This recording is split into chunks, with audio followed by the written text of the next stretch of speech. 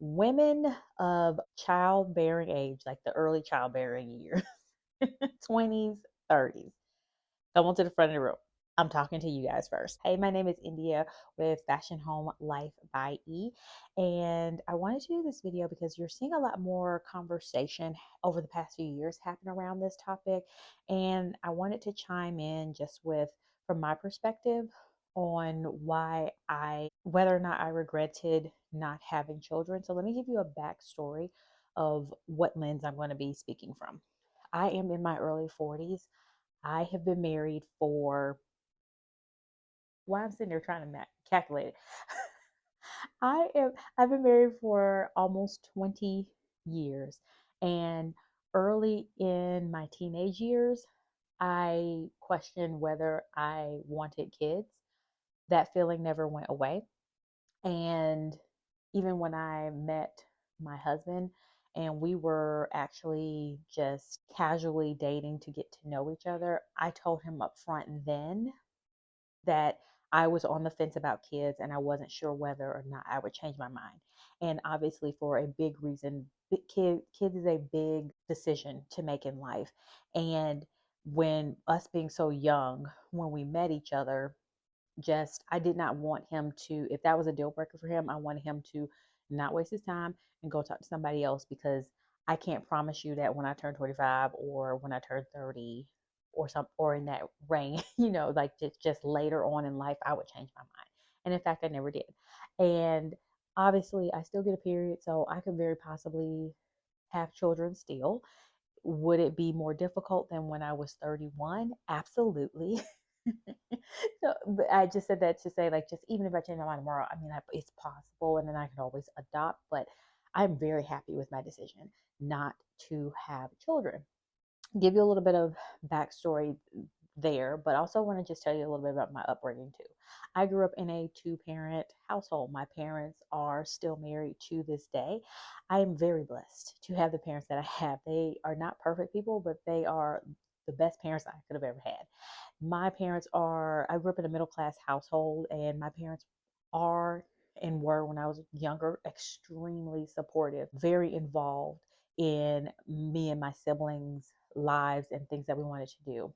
And I mean, like, even like, for example, in elementary school, my brother and I were in plays, and my dad would be with the other dads trying to figure out how can they manufacture manufacture a snow scene at the end of the play, renting fog machines so we can add more dramatic effect to our plays. My mom would be sewing my brother and I's costumes. Just like that type of involvement. My mom would read to my third grade class. She would take off work and come read to us for Halloween and all the different holidays that we had. She was one of the parents that signed up for our field trips and things like that. So my parents were very involved. So it's not like I'm coming from, I just share all that to show that just the type of household I was brought up in. And thinking about how much my parents have done for me and my siblings, and how much of a, I don't even know how much of a sacrifice it was, because I don't know what they sacrificed or how much they had to, because me as an adult, I know there were some sacrifices, but that's not something that they put on our shoulders to worry about. Whatever activity we wanted to do, the answer was not no. The answer was how much and when does it start. Whatever games we were at, whatever practices we had to go to, my parents were there. Like, to this day, I was on a dance team in high school, and to this day, if I tell my mom and dad, "Hey, 2 weeks from now we're performing at some place," my mom and dad will be sitting there in the stadium watching me, their full on grown child, perform. Like, that is how dedicated and how involved my parents are and how supportive they are. And so it's not that I had a bad childhood or anything like that. I just know how much time and dedication that takes. There is a lot of time, there's a lot of resources, physical, mentally, emotionally, financially, that you have to put into raising children. And that is something I just looked at and I admired and was thankful for my parents doing it, but I did not see that I wanted that for myself. And while I don't have children, it's not like I don't like being around kids or anything like that. Usually if there is a family gathering, I am one of the first adults to go play with the kids. Slide down the slide, play tag with them, play kickball, go run through the go run through the grass, climb trees. Like I'm just like a really, I'm like I'm a very active and fun adult with children. And so it's not that. And I love being an aunt. I have several nieces and nephews. So I when I want to be around them and I want them to come spend the night, or we want to do an activity with them, we just ask their parents for them, and we go pick them up or they drop them off, and we spend that time with them. But I know that it's not just it's a 24/7 dedication, and the needs change, and sometimes in some ways they don't, and sometimes they get a little bit easier, and in other ways they get a little bit harder, and just the complexities of raising a child is something that I just did not want for myself. I knew that once that child is here, it is a 24/7, 7 days a week job, and for the rest of your life as well as that child's life, you're their parent. And that never turns off, regardless of whether you're taking a mommy day or a daddy day or on vacation, you were still that child's parent. And for me, I just knew that's not something I wanted to dedicate to 24/7. I just wanted to say that as encouragement as well for you folks out there if you are debating whether you want children. For years, as soon as people first, when they find out I was married, the next automatic question, which I don't understand why people do this, but the next question was, "Oh, do you have kids or do you want kids?" And when my answer is no, they look at me like I have three heads. That should not be the expectation. You like, then there are so many couples and so many single people out there that have decided to forego childbearing, and it's coming out a little bit more now, but it's not as I'm glad that people are talking about it more, because you just get so much judgment, and you get judgmental looks, or you get judgmental questions, or people will say, oh, you'll change your mind, or what else will people say? Why not? They want to question your decision, and in no way do you need to defend what your decision is. I just want to make sure, you don't have to defend your decision. They can move on. But ask you another question, but you do not have to feel like you have to defend your decision on whether you want children or not. And if you're on the fence, you're on the fence. That's fine. Ultimately, come to that decision for yourself. Do not let outside pressure or people pressure you or guilt you into a life changing and extremely important decision without you being ready and you deciding that decision for yourself.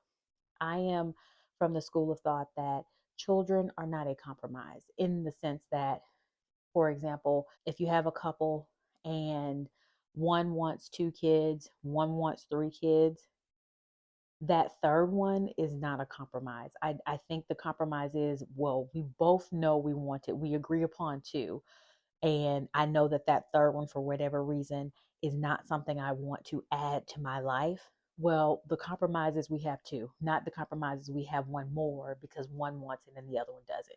Because it's not fair to the child. It's not fair to that person to stretch themselves in that way if they know that's not the capacity that they can provide or even want to provide. It's not a car, it's not an extra TV. It's not a different vacation spot or a more expensive vacation or anything like that.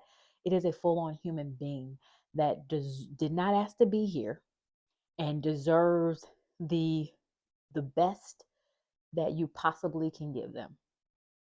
And it's a serious decision to make, and it's not something to enter into lightly. So if you're debating or on the fence, that's okay. If you I tell people who are earlier in their years and they ask this question, I'm just like, if you're not sure, that's okay, but put your insurance plans in place, especially if you think you might, if there's a small chance that you might change your mind and you're able to put those insurance plans in place. And what by that I mean, talk to a doctor, figure out what that plan is to freeze eggs or whatever new technology they have now, to so that way you don't, if you end up changing your mind, your age is not going to work against you, is the best way I think I can yeah, best way I think should put that.